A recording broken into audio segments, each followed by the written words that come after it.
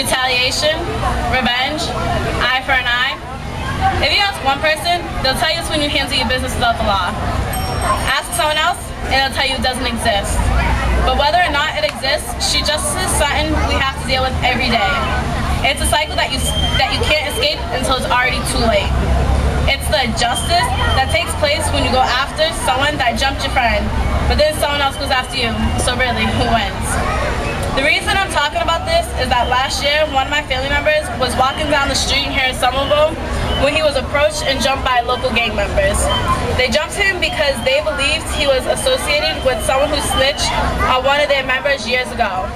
So the gang took care of business and enforced justice, or at least that's what they think.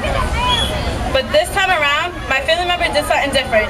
Instead of getting back at them for hurting him, he just let it go because he realized it wasn't worth his time or anybody else's.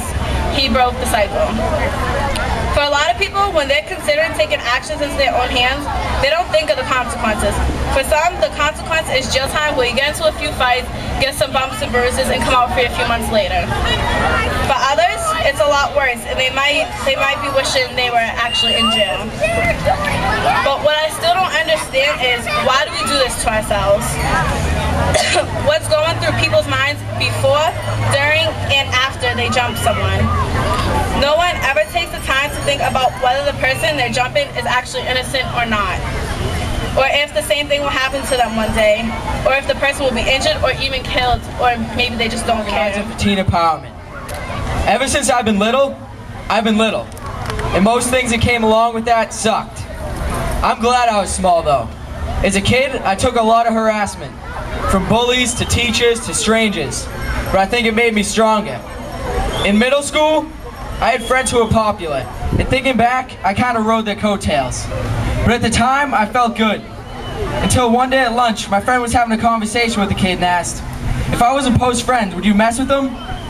The kid started laughing, saying yeah, while I was right in front of him. I didn't say anything to him, and I felt so weak, I decided I was done with taking crap from people. Once I had finished the 8th grade, I had had enough. That summer was a turning point in my life.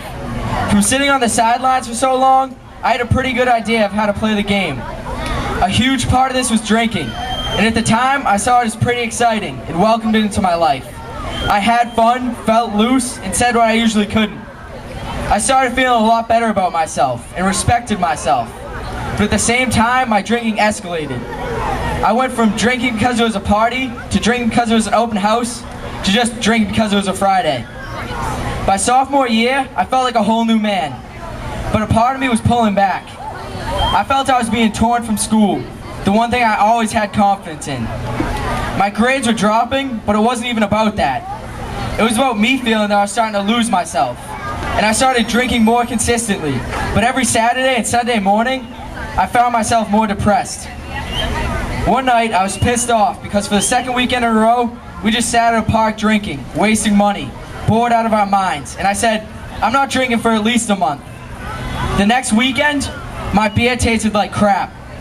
I felt so disappointed in myself because I always thought I had the stubbornness when needed. I just wanted to be known and to have stories to tell. But I felt I just became a lowlife.